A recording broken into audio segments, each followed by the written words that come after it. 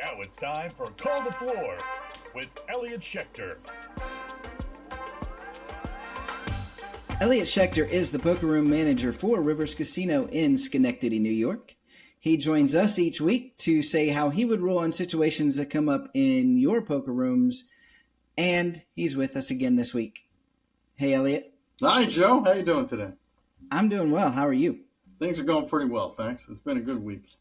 It has. Well, just unbeknownst to you, my wife and I have this back and forth, almost like a little game that we play when there's a really interesting call to floor. Mm-hmm. It's almost what will Elliott say? So we had a good discussion on this one on what you would say. So I'm excited to get started on this one. Well, I hope I don't disappoint anybody. No disappointment, I promise. This one's sent in by Howie Settle, and it's another PLO hand. He says, here's another PLO hand for you guys to discuss. This happened about a month ago, but I still remember it quite well. I was playing PLO cash, and then in parentheses he put, the fact that we are playing cash was explained to me to be very important. He says, I got the showdown with one other player. The board is the King of Spades, 5 of Spades, 6 of Spades, Ace of Hearts, 4 of Hearts. So 3 spades and 2 hearts. I show my hand, the Jack of Spades, 10 of Spades, Ace of Diamonds, King of Diamonds. The other player got a little too excited as he tabled his hands with force, and by mistake, one card slipped off the table. 2 were tabled properly, and 1 flipped into the muck and was unable to be identified. So that's a problem. But a little bit. Yeah, what we know, he says the player had the Ace of Spades, the 9 of Spades, and the 4 of Diamonds. But the Ace of Spades is the card that fell off the table. But he does say that many of the people at the table vouched for the fact that it was the Ace of Spades. Well, let me interrupt here. Unless you got a problem with multiple cards on the floor all the time, which hopefully you don't, it wouldn't take a whole lot of people vouching for that Ace of Spades to remain the Ace of Spades and be in his hand. Right. I mean, if you're playing the old $3 condition pan game back in the 80s, there'd be 20, 40 cards on the floor. But this is single deck poker, there shouldn't be any cards on the floor. Right. I mean, I guess you could be somewhat worried that he's switching them out when he's down there, but if people see it hit the floor, then that's not going to be the case. But so the 9 of Spades and 4 of Diamonds were properly tabled, and we have no idea what the other card is. So obviously the Ace of Spades, 9 of Spades is the winning hand, but the Ace of Spades is the one that fell off the table. So he says he's not so much worried about that. The bigger issue that he had was that the player only had 3 cards. So he says I raised the question about winning the pot with only 3 cards, and the answer to him was that since this is a cash game, there's a little more flexibility to use 3 cards. And since everyone could verify that the card on the floor was the Ace of Spades from his hand, the pot was awarded to the other player. He does go on to say, the hand has been long since over, but I still think about it because I don't think it's the correct ruling, nor do I believe that it being a cash game should allow for more quote-unquote flexibility with the rules. Now, he does promise that after this discussion, he's going to let it go. Thank you, Elsie. But hearing the call last week for more mixed games, I thought this was my opportunity for another opinion. So, Elliott, what do you think of all of that? This is a lot. And Howie, I feel badly that this happened. The floor person didn't do a good job of explaining why he made the ruling. And that's important in a lot of situations like this, where we have to step in and make what looks like to be a judgment call. The technical rules are established for many reasons, and mostly because of fairness and neutrality. We're trying to make sure that the right result happens every time when we're presented with these challenges. The primary interest is still fairness, We're supposed to come up with a result that is fair to everyone at the table and is fair for everybody playing the game. Having 3 cards in a 4-card game and being able to play, and having 3 cards at the showdown are 2 very different things in this situation. He had 4 cards. We all know this. You stated this yourself. He had 4 cards when he made it to the showdown. He very incorrectly tabled his hand in such a manner that they went flying everywhere. For those of you listening, don't do this ever. Just turn your cards over, lay them on the table, put your hand on top. We're good. Anything else is going to lead to things like this, where more than one person may or may not be upset. Do not slam your cards.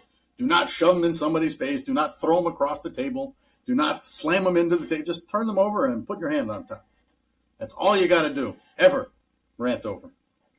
So he flings his cards on the table. One goes flying off the table. Everybody knows it's his card. They give it back to him. The other card goes face down into the muck, and with the muck properly distributed, nobody can find it. That's the way it's supposed to be. We do know he had 4 cards when he was betting and when he attempted to turn them over at showdown. That is much different than having only had 3 cards the whole time. Anybody playing with an improper hand, and knowingly or unknowingly, is not eligible to win the pot. This is not that case. He had 4 cards when he made his bets. He had 4 cards at showdown when he intended to turn them over and didn't accomplish that task. Simple as it sounds. The object of the game, especially at showdown, there's no more poker to be played. That is a concept that is still foreign to most people, especially people who may have played in a lot of homes before they ever ventured into casinos. The game is over when the last bet is made. There's no more gamesmanship at the showdown. You either have the cards or you don't.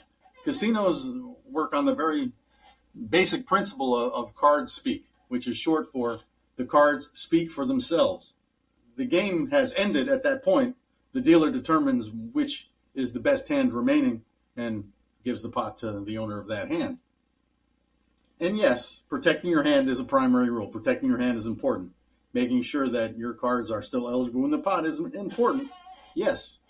The ultimate object is still to get the best hand at the showdown, the money.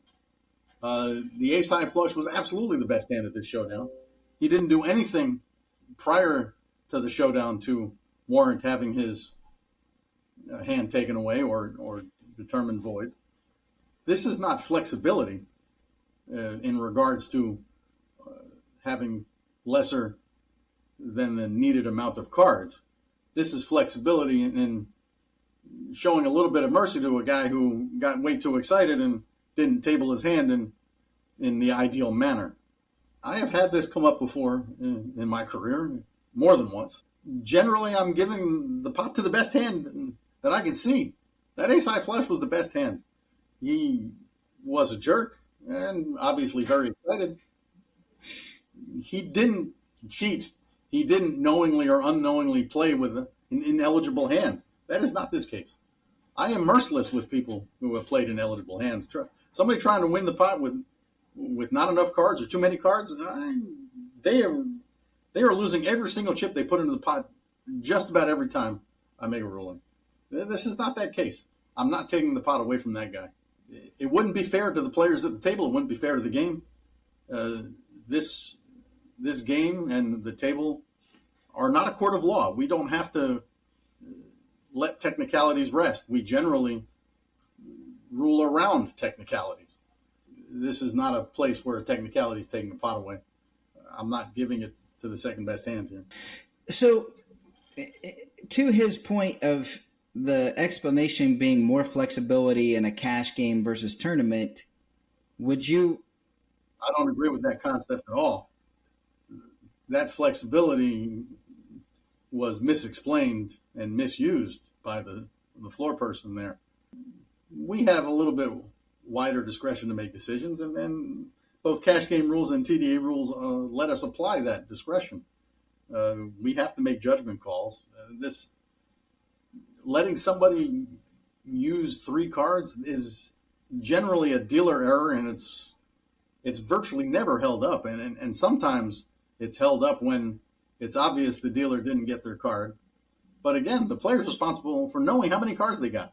You don't ever have to look at them. You don't have to know what you have. You don't have to see your cards. As a player, you're still responsible for knowing how many cards you have and making sure you have a complete hand. Those days of flexibility, that's an old standard and rule that's not really adhered to anymore, especially in the shuffle machine era. We know that the deck is secure. We know we've got 52 cards from the same deck with the same color back, 52 separate and unique faces. These days of flexibility, that's a concept from the 80s and earlier, when games were still self-dealt and hand-dealt, not dealt by professional dealers. Yeah, we can give ourselves or players flexibility anytime we want, but we try not to. Rules are not suggestions. Rules are made to make the game fair. This flexibility didn't have to apply here simply because this person had 4 cards the whole time until he tried to turn them over, in which case everybody saw the 4th card go into the muck. Now, it would certainly occur to me to make sure that the deck is checked, to make sure the 52 cards on the table are, in fact, the 52 cards that should be there. But this was not a case of being flexible. This was a case of not being able to explain what rule applied here. The best hand still wins the money.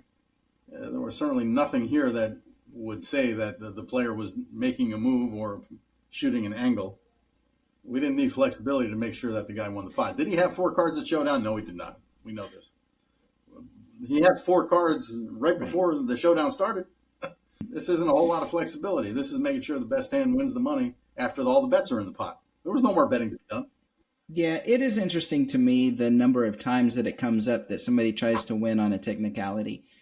So, and that's really, I mean, what this boils down to is, he's only using 2 cards from his hand, and those 2 cards beat you. And we know he had 4 cards when he made his bets. Right. And, I mean, his intention was to turn his cards over. He didn't do a good job of that. He did a horrible job of it. It was way too much flourish and flash and not enough protection of his hand. But he had 4 cards. And 2 of those cards, like you stated, were absolutely the winning hand, the hand he was betting.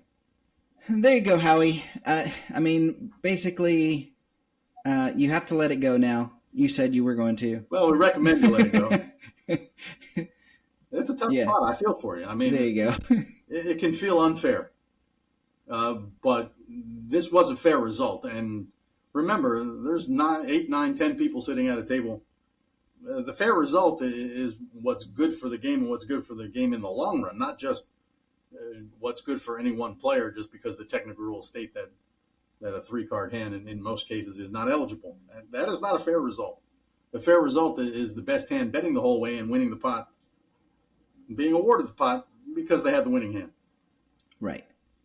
That's ultimately the end result, is the winning hand won the chips. And that's what the case would be if he would have turned his hand over properly. So last just side note here, would there be any kind of penalty or anything like that could be issued to somebody for not turning their hand over? I'm generally going to embarrass the guy and tell him that he shouldn't be doing stuff like that. And this is the adult world, and we need to take care of our belongings. This is why we can't have nice things. I mean, just put your cards on the table. You're going to be pushed the pot. You got paid off. What are we doing here? Yeah, I'm not going to let it go in that spot. I'm going to tell the player, you got to be careful. If this is a serial thing, you may find yourself in a bad spot. We will probably rack you up and tell you this isn't the game for you. Yeah, this is a kind of disruptive thing. I mean, Omaha games, especially PLO games, are slow enough. Now you're going to slow it down even more because of this greasy kid stuff? This might not be the game for you, sir. Here, why don't you try this no-limit hold'em game? Right. All right. Well, that's fair enough. I hope that clears everything up for you, Howie. And so, note to everybody, just be an adult and turn your hand over when you win the pot, or lose the pot, either one. And other than that, maybe I'm still looking for that 7-card stud hand, but we'll get one eventually. Eventually. I'll be a lot more grayer by then, I'm sure. Yeah. As always, appreciate you doing this with me. Glad to do it. You're quite welcome.